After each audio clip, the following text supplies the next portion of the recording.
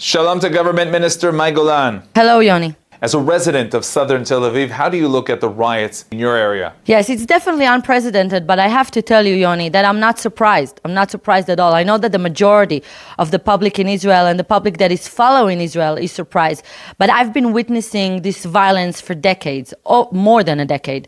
And I know what these people are capable of. And we have a serious problem with the illegal infiltrators that are coming here because we are lacking a serious immigration policy in Israel, one that I am fighting for the last 15 years. And I want to tell you something, Yoni. If we won't solve it, we will lose the Jewish character of this country, because these people know that under the Supreme Court judges overruling every law that we submit in order to fix this issue, they can do whatever they want. And I can tell you for once that I know that this violence was between them now, but I won't be surprised at all when this violence will be towards us. It was already towards our Israeli police, that I wish them all the well and health.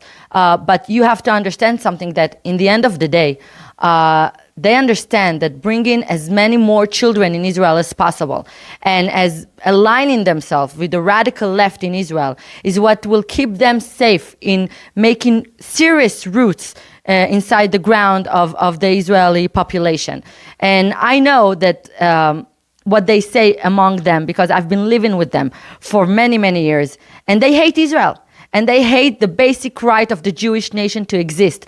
And when their children is saying that they wish that Hitler would finish us and that Israel belongs to Palestine, then you know where they get this education.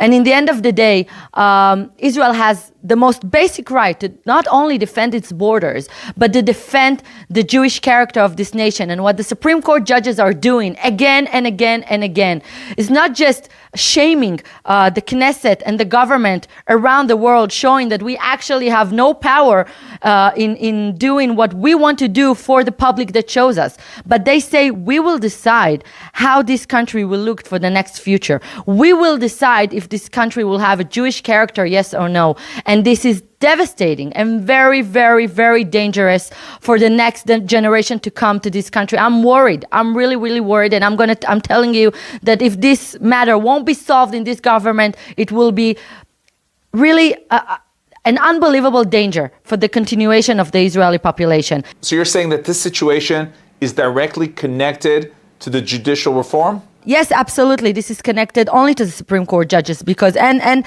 to the legal reform that we are trying to pass now, because we see that after we said days and hours about the immigration law, in order to actually build an immigration policy in Israel, they overruled it again and again. And this is unlikely to any democracy that claims to give the people that are chosen by a democratic way to do what they want for their people, for their country. And I want to tell you another thing. The immigration law that I submitted when I came into the Knesset was so important in order to actually keep the Jewish character for many more years, not just for now.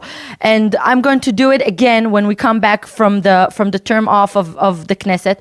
But I want to tell you another thing. If the Supreme Court judges will rule it off again, I don't think that any protester that is protesting for democracy will have anything else to say again, because all these fake people won't dare to live among those Eritreans, to let their children or their wives or their siblings to go to the same school as them. But it's okay to drop them on the weakest and lowest areas of South Tel Aviv and on the country in general. And I'm telling you, we are one step before losing the ability to control who will come into our borders of Israel and who will not. And that will be destructive for the continuation of the Jewish nation. And as you mentioned the Jewish nation, how do you answer those who say, as the Jewish nation who experienced the Holocaust, you must act in the benefit of these refugees?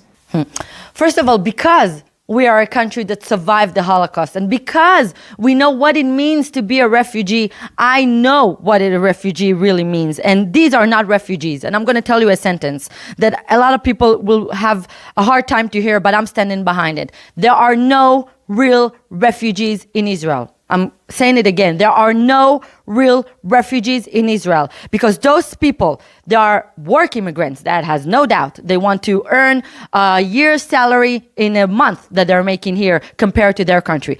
But the gap between them being real refugees to the fact that they're work immigrants is so big. They want to live better. They want to have a status here. They want to have a citizenship here. But they are not refugees. And no one from around the world will preach to me what it means to be a refugee. I don't want to end up like France. I don't want to be Canada. The UN won't tell me what is good for me in South Tel Aviv, in my country. I have one country. I don't have dozens like the Muslims. I don't have dozens like the Africans. I have one country that belongs to the Jewish nation, and I want to keep it safe, and I have the right to keep it safe. And let me tell you, the people that are saying it, especially, from America, I will tell you, I will take the justice system from America as is to Israel. And not just that. When they separate their parents from children, it's okay. But I'm telling you that all I want is to bring back people that have no roots in Israel, that have been here for a couple of years, not just only to their countries, but to a third country for their wish. But they want money, they want status, and they want to be able to tell us what we can and cannot do in our country. And that is unacceptable in a democratic, strong country. Especially Israel, that has no privilege to danger itself with so many enemies from within and from outside that want to destroy us, literally. Government Minister May Golan, thank you very much. Thank you.